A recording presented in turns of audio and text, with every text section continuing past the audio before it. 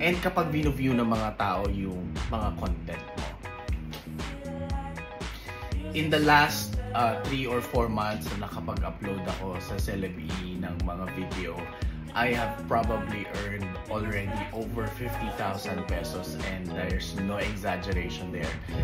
Sa Celebi ko lang nakuha yung ganong klaseng income by simply just posting on. Kaya nakakatuwa kasi you are immediately compensated. Nakikita mo yung fruits of your labor, at saka nakikita mo na na-appreciate ng mga tao yung ginagawa. Kaya guys, if I were you, download Celebi Philippines or Celebi now. It's available on Android and iOS. And start creating content for Celebi. Upload nyo dun, and you will see how people will interact with you and really appreciate your content. So guys, I will see you inside Celebi.